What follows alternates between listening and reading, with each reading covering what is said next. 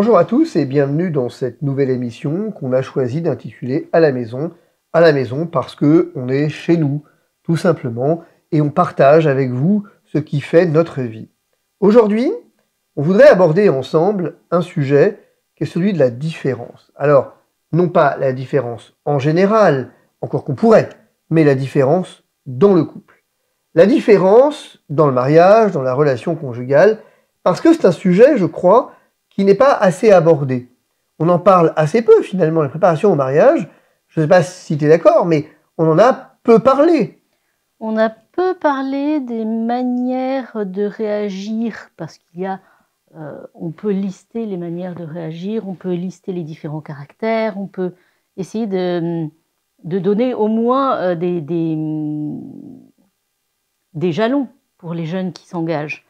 Et c'est vrai que moi, je ne me souviens pas qu'on ait eu ce genre de discours, de telle sorte qu'on a vraiment été surpris par notre différence et on a eu très longtemps du mal à se comprendre. Alors ça, c'est le premier point, mais le deuxième point, c'est qu'on pourrait aller plus loin. La préparation au mariage qu'on a nous-mêmes animé ou co-animé, on n'a pas retrouvé ce thème, en fait. Non, non. L'Église ne s'intéresse pas beaucoup à ce thème. Et alors pourquoi elle s'y intéresse pas? C'est une question extrêmement intéressante, ça, pourquoi elle s'y intéresse pas. La raison est que, en fait, on l'a dit la dernière fois, je crois que beaucoup de monde a renoncé à proposer l'idéal du mariage. Et que c'est vrai que quand on voit les jeunes qui arrivent à la préparation au mariage, parfois, il faut être honnête, ça fait peur.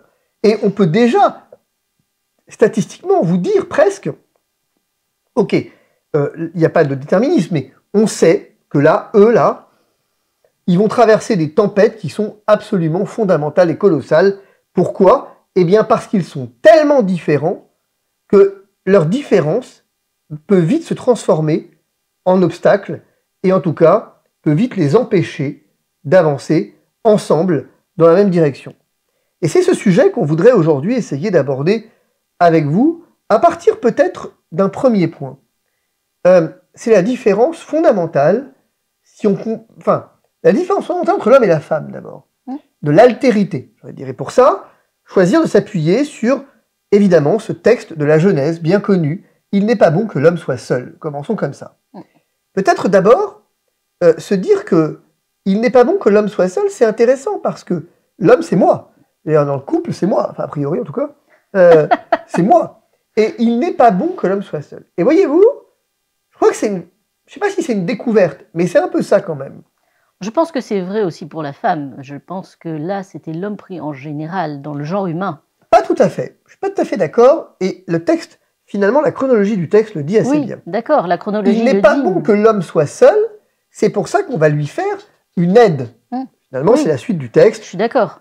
Je vais lui faire une aide qui soit accordée. Donc forcément qu'après, dès lors qu'il y a cette aide, les deux ne sont plus faits pour être seuls. Néanmoins, à l'origine et au commencement, il n'est pas bon que l'homme soit seul. Et déjà, c'est un premier point. Et c'est une première réalité.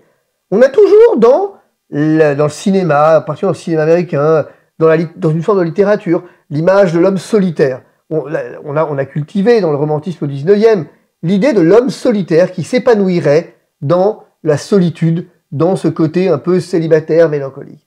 Et ce que nous dit la Genèse, tout de suite, c'est que c'est faux. Bon, enfin, Robinson Crusoe, il avait qu'une hâte, c'est de sortir de son île quand même. C'est autre chose, Robinson Crusoe. Mais il y a aussi une forme d'exaltation dans le romantisme, et en particulier aussi du héros solitaire, c'est Lucky Luke. Voilà, on a cette idée du célibat avec l'homme qui s'épanouit dans la solitude. Et moi, ce que j'ai découvert profondément, dont j'avais l'intuition dans le mariage, c'est qu'il n'est pas bon que l'homme soit seul, en fait. Ce qui, du reste, nous amène à une digression immédiate, c'est la question du célibat consacré. Parce que c'est une anomalie, finalement. Osons en parler un quart de seconde. D'un côté, il n'est pas bon que l'homme soit seul. De l'autre, l'Église met en avant depuis longtemps des modèles de vie consacrée célibataire. Et c'est intéressant qu'on en parle 10 secondes. Est-ce que les deux sont contradictoires? Je ne pense pas. Je pense que le prêtre, dans son célibat... Ou le moine. Ou le moine, oui. Oui, je dis le prêtre parce que c'est la question, est-ce qu'on va ordonner des hommes mariés pour pallier au manque de prêtres? Je pense que l'Église, sans doute, a voulu en demandant aux jeunes qui s'engagent dans la prêtrise ou qui se consacrent à Dieu, de montrer au reste de l'humanité qu'en fait Dieu seul suffit. Dieu seul suffit pour combler une vie. Dieu seul suffit pour être pleinement heureux. Et ils sont en fait un témoignage de ce que sera notre vie après la mort. Parce que là aussi, c'est compliqué évidemment de savoir comment ça se présentera réellement, mais on sait qu'on sera dans l'adoration de Dieu. Et donc, dans l'adoration de Dieu, on est seul face à Dieu, en fait. Et donc, ce sera de là que découlera notre bonheur. Donc, il y aura une relation de personne à Dieu, en fait, qui sera singulière. Et d'autant que, j'ajoute, si tu me permets, que il n'est pas bon que l'homme soit seul, mais l'homme, dans le célibat consacré, n'est pas seul. Oui, non. Il n'est pas seul. C'est pas la solitude. Au contraire. Il est tous, c'est vraiment, il est tout à toi, en fait, tout à Dieu. Et que dans le célibat consacré, il y a une notion extrêmement importante qui est la notion de consécration. C'est un célibat non seulement choisi, d'ailleurs le mot célibat pourrait être discuté, puisque finalement il n'est pas célibataire, il est célibataire aux yeux du monde, mais il est époux. Il y a beaucoup de consacrés qui portent une alliance. Au demeurant, mais parce que précisément c'est la symbolique très forte de l'alliance. Et on voit tout de suite, à travers cet exemple, que au fond, dans le mariage, il n'est pas bon que l'homme soit seul parce qu'il y a une alliance. Et que le mariage, si on devait le définir, c'est d'abord cette question de l'alliance, et donc l'alliance entre deux personnes. Et c'est de là que va découler toute la notion de différence, puisqu'il y a vraiment deux personnes qui s'unissent, et deux personnes avec leur histoire d'abord différente. Bien sûr. Et je crois que c'est important parce que nous, on a eu deux histoires totalement différentes.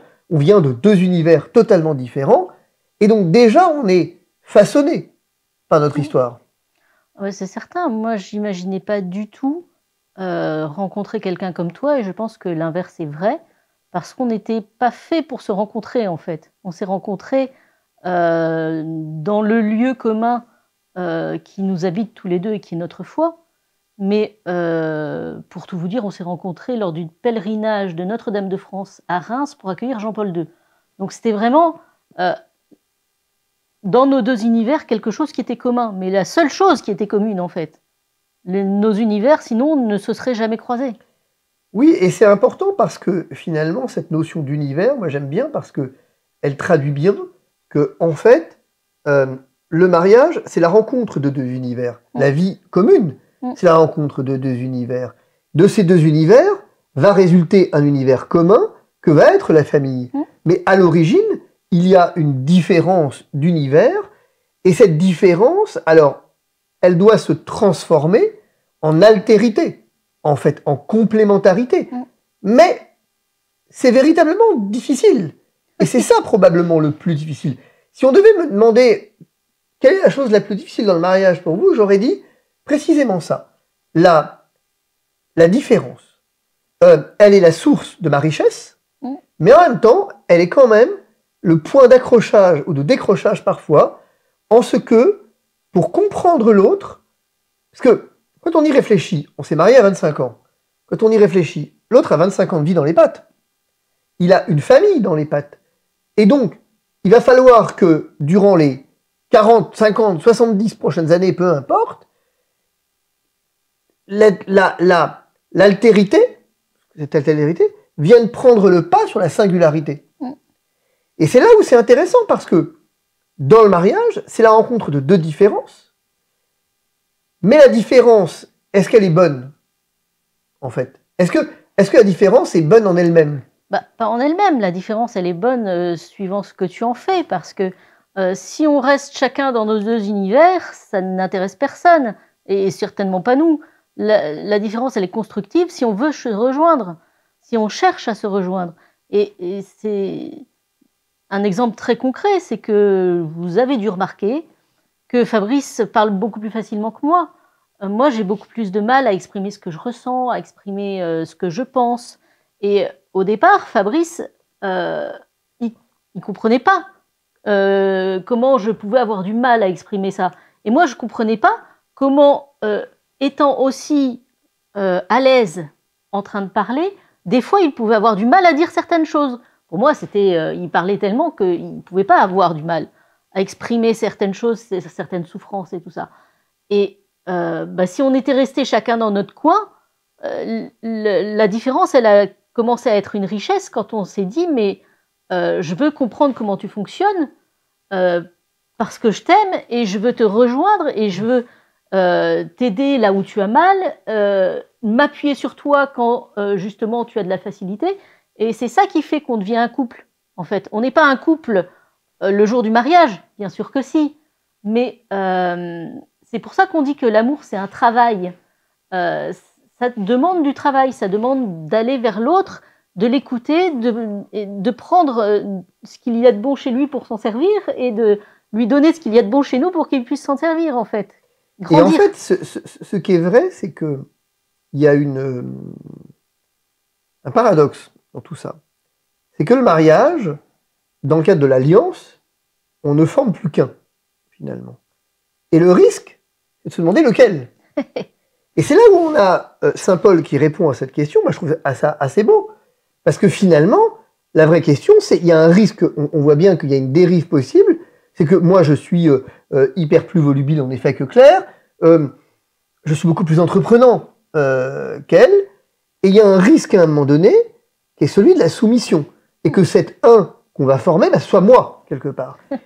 Et moi, je livre ça parce que c'est intéressant. J'ai toujours eu conscience de ce risque.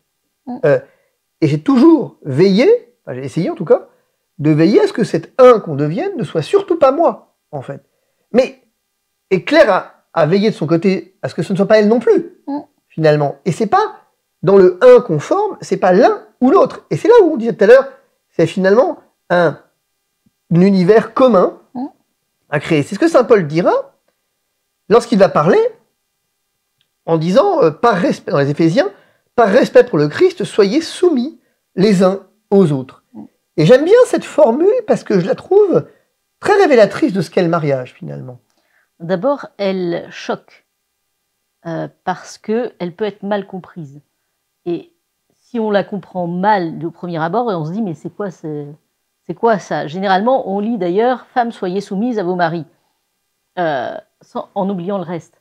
Mais c'est vrai que j'aime bien cette formule de soyez soumis l'un à l'autre, parce que justement, le but du jeu, c'est...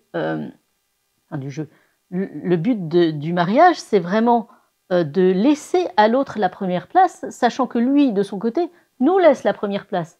Et c'est vraiment ce mouvement de va-et-vient qui fait un couple et qui fait que chacun est égal en dignité dans le couple, mais que chacun fait passer l'autre en premier pour lui donner la première place, parce qu'il l'aime, parce qu'il veut le faire grandir, parce que c'est sa vocation aussi. Et ça marche que si ça va dans les deux sens. Et c'est là où, des fois, il y a des couples qui n'en sont pas, qui sont que des couples de façade. Et c'est intéressant parce que ce que dit saint Paul, il ne dit pas seulement « soyez soumis les uns aux autres ». Il dit par respect pour le Christ. Et c'est ici où je crois de nouveau que la dimension chrétienne du mariage apporte quelque chose de fondamental. Ah bah évidemment. Parce que, en fait, elle change le sens des mots. Quand on lit le mariage en Dieu, ce qui est notre cas pour le coup, on change le sens des mots. La soumission n'est plus esclavage, mais la soumission est obéissance, obéissance à quelqu'un de plus grand que nous, et qui finalement veut notre bien, et dans lequel on se construit, dans lequel on s'accomplit. Et c'est vrai que c'est, au fond, ce que nous dit saint Paul, c'est que la clé du bonheur, elle n'est pas dans la domination, mais elle est dans cette réciprocité, elle est dans cette soumission réciproque. Et ce mot de soumission, comme l'a dit Claire, peut vite choquer finalement. Alors que il a rien de choquant. Il est choquant si ça va que dans un sens. Oui, et il est choquant si c'est une soumission qui n'est pas volontaire et libre. Voilà. C'est un abandon. En fait, derrière le mot soumission, il faudrait presque y mettre le mot abandon. Mm.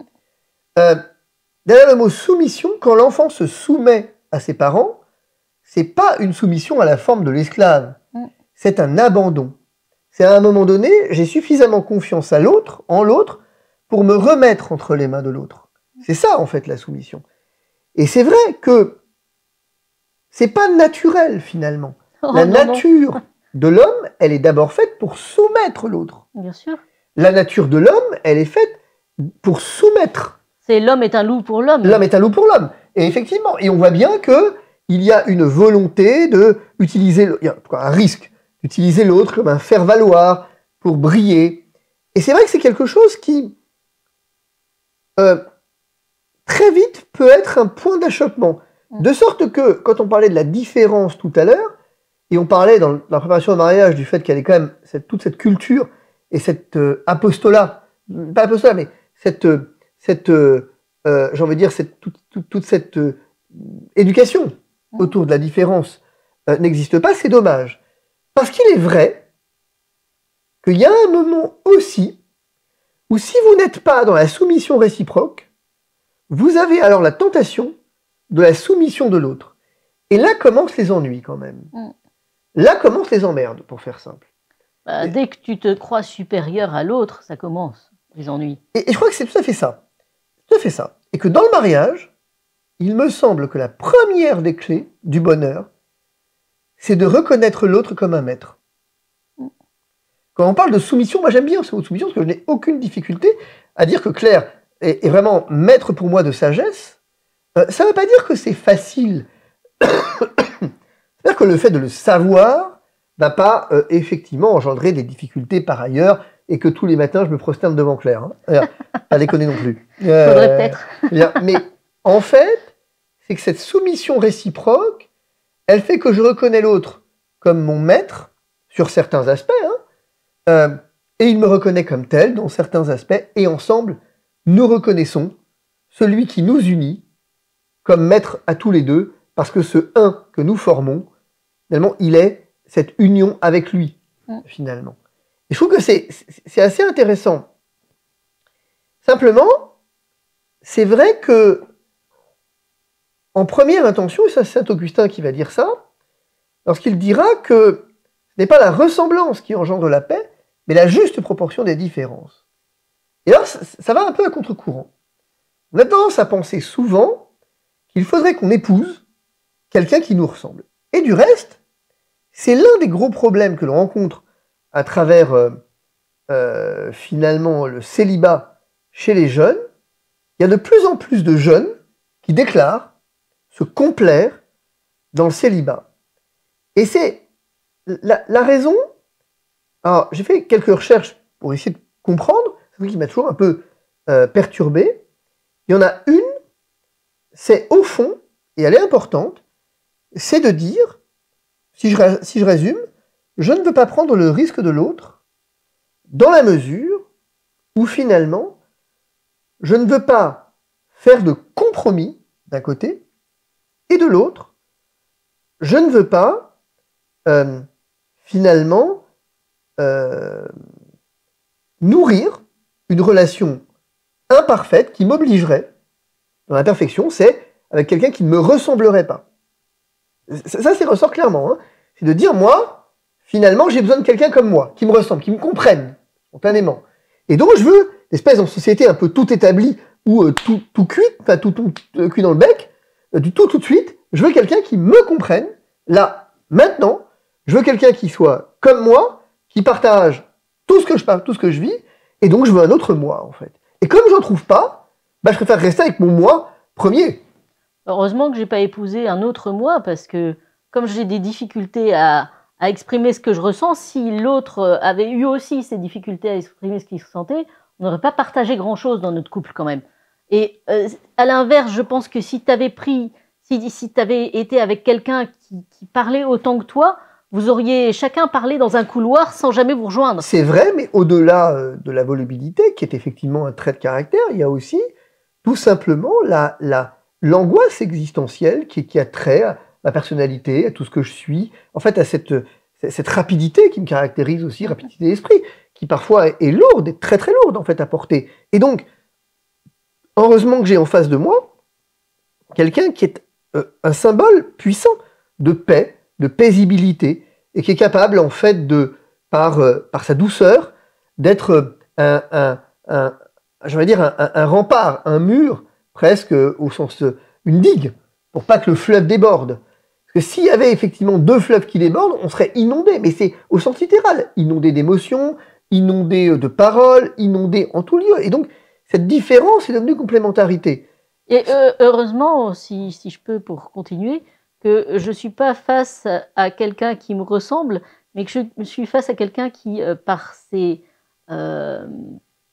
projets, par ses idées, me pulse en fait, me dit, mais voilà, sinon j'aurais du mal à sortir de ma zone de confort si on était deux à être paisibles et bien dans notre... Tu vois? Oui, mais je comprends. Et je crois qu'en fait, il y a un élément tout à fait fondamental, qui est vraiment celui de se dire que la différence, elle peut être une richesse à la condition qu'elle soit vécue comme une complémentarité et que la différence, elle ne porte pas sur l'essentiel.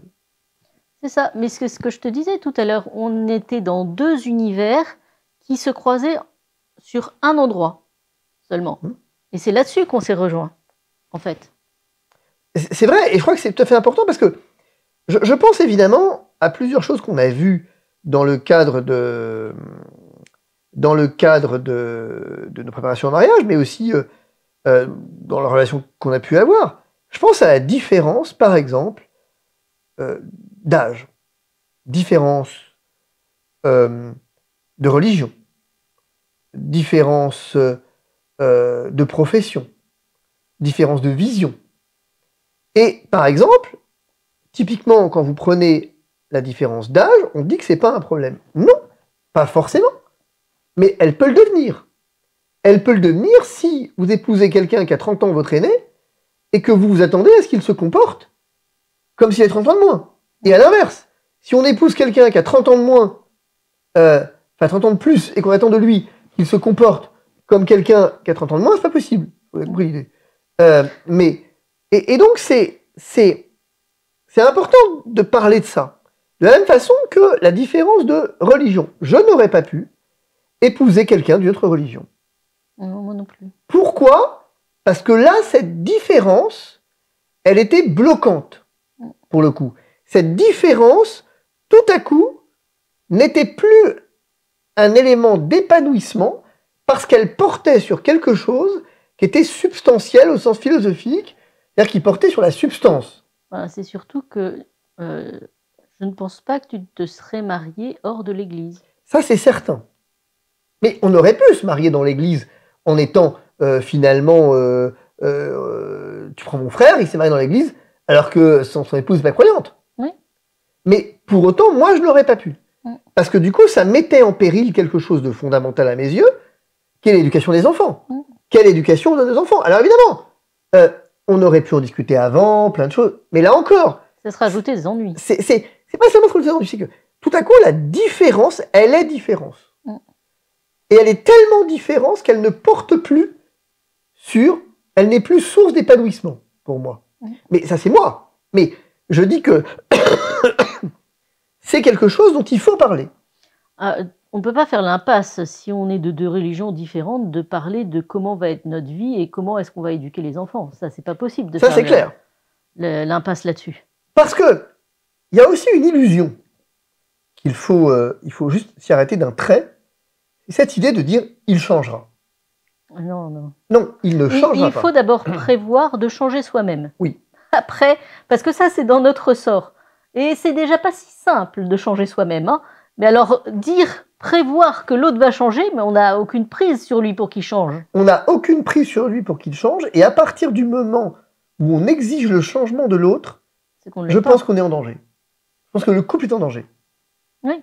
Bah, c'est pas un véritable amour. L'amour, il accueille l'autre tel qu'il est. Et en même temps, il y a des situations dans lesquelles il faut que l'autre change. On est d'accord. Mais tu peux pas présumer d'abord qu'il va le faire. C'est de sa liberté. C'est clair. Donc, tu peux pas tabler là-dessus, c'est pas possible. Mais, c'est là où on revient sur la différence d'un trait, c'est que cette différence, elle peut, et elle est, soyons objectifs, source de souffrance. Bien sûr. Elle a été source de souffrance pour nous. Bien sûr. Parce que je ne comprenais pas certaines réactions de Claire. Et vice et inversement, bien sûr. Alors, qu'est-ce qui a permis, finalement, de faire que ces différences, sources de souffrance, sont devenues sources progressives de complémentarité et d'épanouissement? À mon avis, le temps. Et on s'est fait aider. Et on se fait aider, bien sûr. Parce qu'il ne faut pas rejeter l'aide qui vient de l'extérieur. Au contraire, ça permet d'avoir un regard neutre sur le couple, un regard qui n'est pas justement dans toutes les émotions qu'on peut ressentir dans un couple quand ça ne va pas bien, et qui aide par le regard extérieur à dire, ben voilà, mais il réagit comme ça parce que son caractère, c'est ça.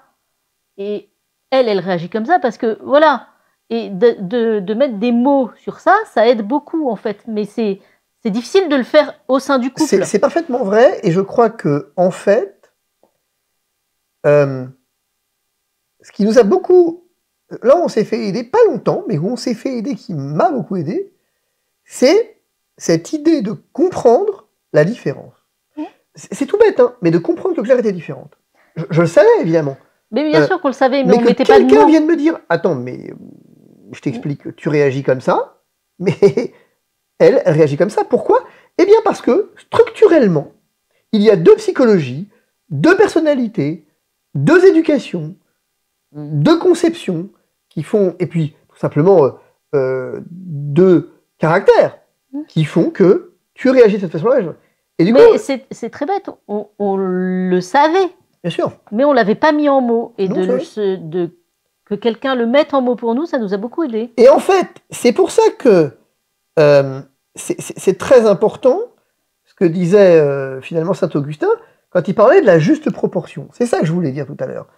Je voulais dire que, au fond, c'est important parce que nous sommes dans une situation dans laquelle, oui, la différence peut être exaltante et source de fécondité, à la condition qu'elle soit dans de justes proportions. C'est pour ça que tout à l'heure je vous disais, pour le coup, la différence qui eût consisté à avoir une différence de religion, je ne pense pas que ça aurait été possible.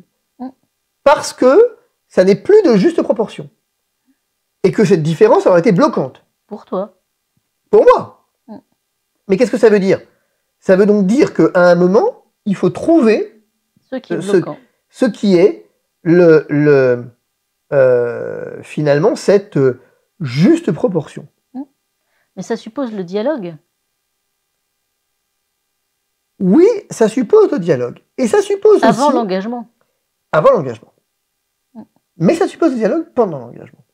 Évidemment, bien sûr. Et ça suppose, et bien écoutez ce que je vais vous dire, très curieux, mais ça suppose aussi des grands temps de silence. Voilà. Accepter, moi j'ai eu beaucoup de mal à accepter ça, que le dialogue ne soit... On vous dit tout le temps, le dialogue c'est la clé de tout. Et bien en fait, c'est pas forcément vrai. C'est vrai, mais le silence est d'or parfois. Oui, parce qu'il permet de rentrer en soi-même et réfléchir. Ouais. Et des fois, on en a vraiment besoin. Et dans les moments de tension, de dispute où les paroles fusent, c'est bon parfois de se dire, bon, écoute, là vraiment, il y a un point de blocage. On reprendra cette conversation dans 3 heures, demain, quand vous voulez. Mais de se donner un rendez-vous pour reprendre la conversation. Mais de laisser même de ça. Pour moi, ça va. Tu as raison, mais ça va au-delà de ça. Le silence dans la contemplation, dans l'adoration, oui, bien sûr. C'est accepter l'idée que l'amour puisse circuler sans la parole, lorsque le verbe ne se fait plus cher, mais qu'il devient une épée, alors il faut revenir à l'essence même de la parole, qu'est pour moi le Christ. C'est ça que permet dans le mariage chrétien, encore une fois, on parle de ce qu'on connaît. Pour moi, dans le mariage chrétien, ce qui m'a toujours fasciné, c'est de dire, quand j'arrive pas à parler avec l'autre, eh bien alors que je laisse le Christ parler à l'autre à travers moi. Et donc, à ce titre, que je vienne profondément adorer, contempler, et que de cette contemplation, jaillit finalement la source et jaillit l'eau vive. Bah, tu parleras pas de la même manière après, en fait, après cette contemplation. Et ce sera pas accueilli de la même manière non plus. Et on voit bien que cette question, finalement, elle nous intéresse tous. La question de la différence, elle nous intéresse tous. Alors, on va pas prolonger outre mesure le propos, mais juste peut-être de dire que il faut mesurer que c'est un peu, si je voulais une image, je dirais la chose suivante. Quel est ce 1, finalement, que l'on forme? Quel est ce 1? Ils ne firent plus qu'un. Quel est ce 1? Eh bien, ce 1, c'est le meilleur de chacun. C'est une bonne définition. Ouais. Je crois profondément que dans le mariage, cette unité profonde, grâce au sacrement du mariage, ce que nous devenons, sous réserve que nous soyons unis dans l'alliance au Christ Sauveur, je crois profondément, celui qui nous unit, que nous laissions circuler l'esprit, je crois profondément que nous devenons un, c'est le meilleur de chacun. Et que c'est ce meilleur de chacun qui va ensuite éduquer nos enfants. Et nous faire grandir. Et nous faire grandir en famille. Ça me semble une bonne conclusion.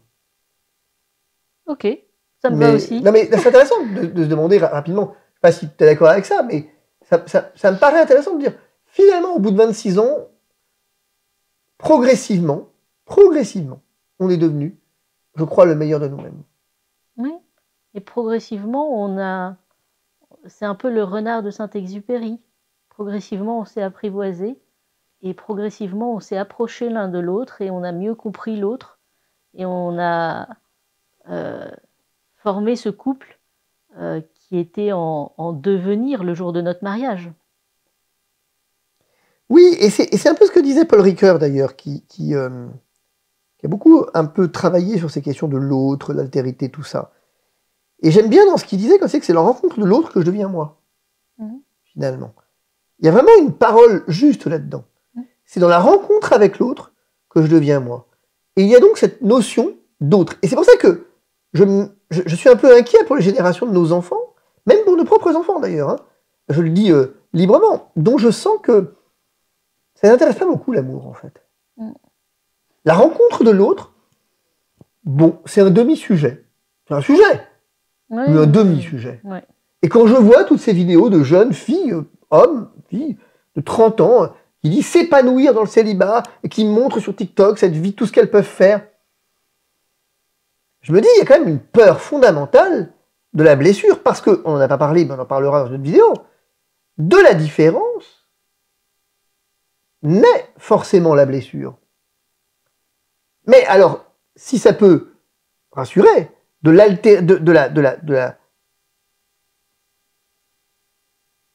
l'identité naît aussi la blessure. C'est faux de dire que l'autre, parce qu'il est différent, me blesse plus que s'il était moi. Avoir une relation à soi-même, c'est un peu compliqué. Ben c'est tout le problème, c'est qu'on n'a pas de relation à soi-même. Ben oui. Donc voilà. Voilà un peu l'idée. Vous avez compris que la fécondité de la différence, elle est dans la proportion et dans... Si vous êtes différent, enfin... Et dans l'envie que vous avez, le désir que vous avez chacun de rejoindre l'autre. Oui. Parce que s'il n'y a pas ce désir, il n'y a rien. Vous ne pouvez pas avancer. Et j'aime bien, par respect pour le Christ, soumettez-vous les uns aux autres. Je pense que c'est une bonne conclusion. C'est bon pour moi. Si vous avez aimé, vous pouvez liker, commenter, vous abonner. Et on vous dit à la semaine prochaine. La semaine prochaine, on essaiera de plonger un peu encore au cœur de... Peut-être pas du couple en tant que tel cette fois-ci, mais essayer de parler des enfants. on essaiera de parler des enfants. Et on essaiera de voir comment la différence, justement, dans l'éducation des enfants, est parfois une galère. Et une richesse. Bah, évidemment, c'est les deux. Mais une galère. À la semaine prochaine. À la semaine prochaine.